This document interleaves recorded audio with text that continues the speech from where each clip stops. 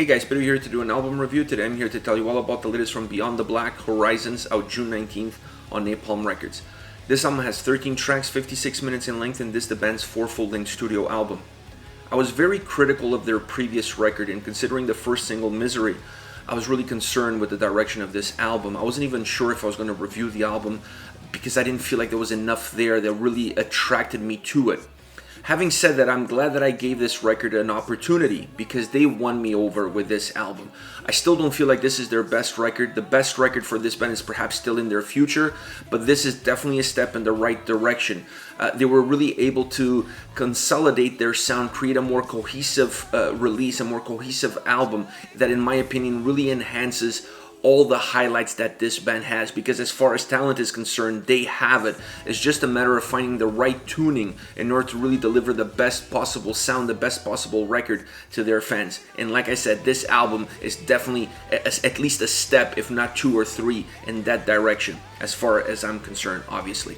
Now, as you look into the record, you really have to break it down into 3 main core elements, being the structure, sound, and vocals. Those are the driving forces behind the record. As far as structure is concerned, the album offers a really good mix of sound styles and approaches. The way the tracks alternate with each other really create great fluidity for the album. It doesn't get stuck. There's not too many songs that sound alike close together. So it creates great mechanisms that allows the record to really engage with the listener with the first song, which is Hørizøns, a song that is really a throwback to the band, to the origins of the band. So it allows the fan to interact with the album, connect with the record, and then stay connected as the record progresses. Perhaps the only downside as far as structure is concerned is the song I Won't Surrender, too late in my opinion into the album. It comes second last on the record. I would like to have that song more in the middle of the album in order to break the record and give the album a little bit more a feel of having 2 parts and not having a song that's that melodic, a ballad that deep into the record. But that doesn't take anything away from the song, and honestly it doesn't take almost anything away from the record itself. I still like the structure of the album. I still like how it flows. I like the dynamic mechanisms that it has, and in my opinion that is due to one major part. They created songs that have different sounds, different approaches, but similar structures, putting them together, allowing the record to have this dynamic sound of going into different places. But when you look at the core of the songs, they really feel similar, and bunching them together in groups really allows the record to have a much better fluidity and not feel broken. It's more cohesive. It has more of an organic feel to it. So this to me is a winning formula as far as structure is concerned. It really allows the album to feel as one and not just a collection of tracks. Now, as far as sound is concerned, I was really surprised with some of the approaches that they took on this album, but in my opinion, there were smart choices and smart approaches. I like the fact that they dropped down a little bit of the symphonic aspect that the band has. It's still there. This is still a symphonic driven album. It's just not as predominant, at least the way I view it, it's just not as predominant as in previous albums. This record has a lot less power metal, has a lot less symphonic elements in it. It's more of a rock pop album with an edge, and the symphonic elements that it has are there to enhance the atmosphere of the songs, to enhance the melody of the tracks, to really expand the sound, to create more dynamic tracks that have a bigger heartbeat but are not necessarily the main driving force behind any of the songs on the album. And I think that fits this band better. It fits Jennifer's vocals better, it fits the style of the band, and it definitely makes the sound on the record, like I said previously, feel a lot more organic. It feels more natural. It doesn't feel as forced. In my opinion, this sound is really their signature sound, and from here they can really expand and really grow as a band and what they want to do in future records. I really feel like they finally found the sound that works for them, the approach that works for them, taking a little bit away of that symphonic aspect, allowing it to still be there, but to be more a condiment and not just the main driving force, and really depending on other elements to push the sound of the band and the sound of the record forward. As far as vocals are concerned, what's there to say? Jennifer Haven, absolutely magnificent. She has an incredible voice. In my opinion, she is really the glue that holds this whole record together. As it's been in the past, she's really the focal point of the band.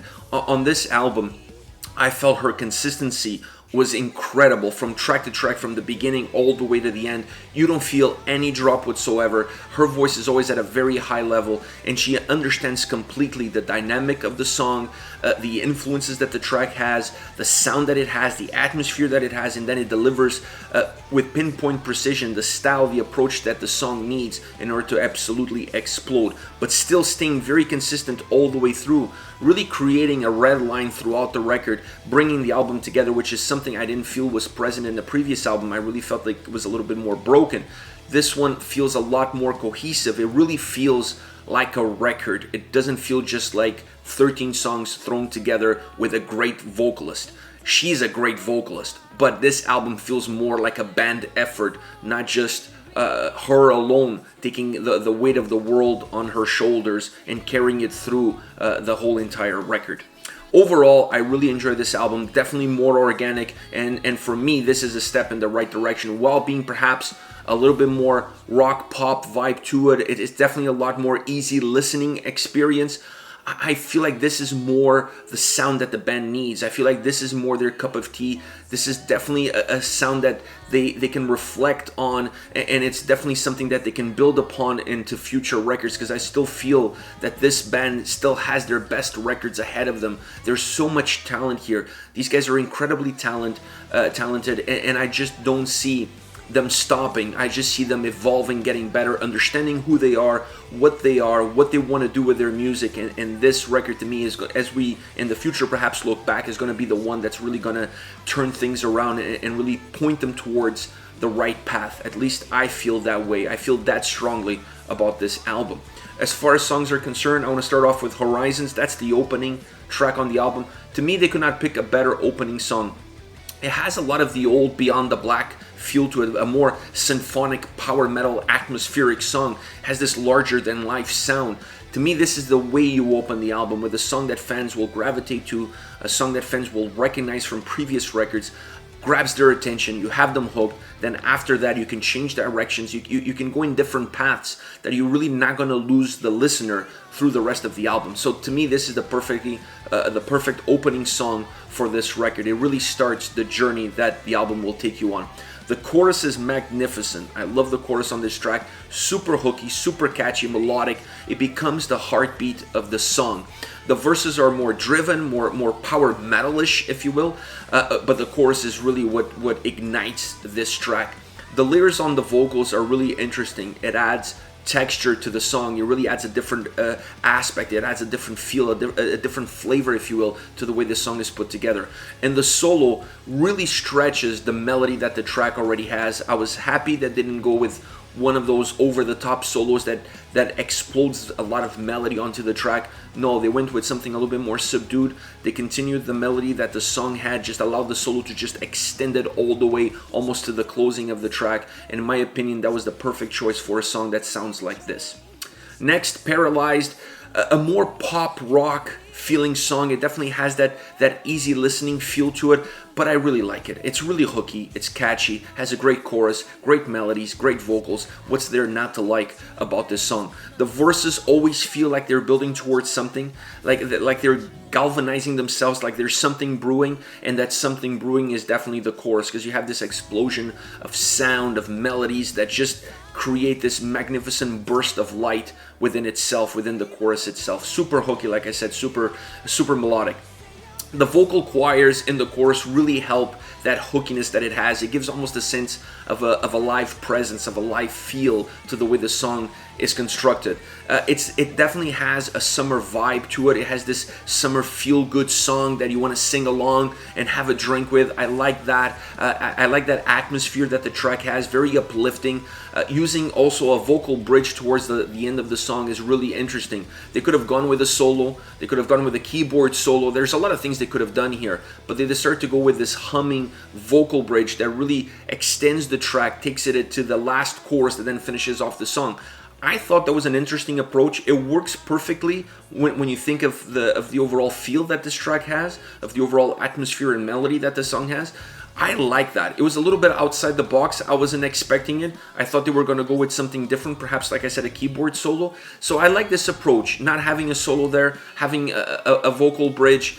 it worked really well for the track. It really didn't take anything away from the song. It still allowed the song to have that atmosphere that it had from the beginning all the way to the end. Last but not least, I Won't Surrender. The ballad, not just a ballad, the ballad on this record. Piano and vocally driven. Like I said earlier on this review, my only thing is I wish this song came more towards the middle of the record, would allow the album to be broken into two and give you more of that old school vibe.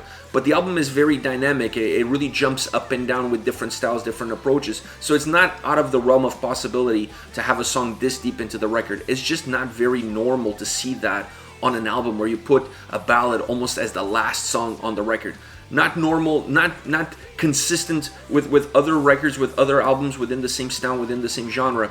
But it doesn't take anything away from the record, and it definitely does not take anything away from this song specifically. It's an incredibly melodic, beautiful, haunting track, really stripped down, just strings, keyboard, piano and vocals, just that, and that drives the song all the way through. Absolutely beautiful. Jennifer's vocals are outstanding. If you don't get goosebumps listening to this song, you don't have a pulse. That's pretty much how it boils down to. The song is just beautiful. When the strings come in, they're not there all the time. They're not present throughout the whole song. They come in and out. They start in at the beginning, they drop out, they come back in again. I like that. It changes the dynamic.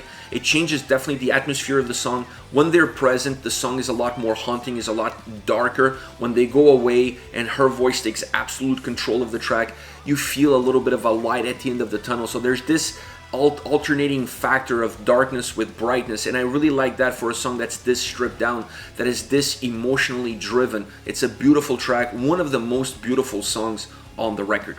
This is it, guys. Beyond the Black, Hørizøns, out June 19th on Napalm Records. Let me know your thoughts on the band, on the singles. Use the comment section below.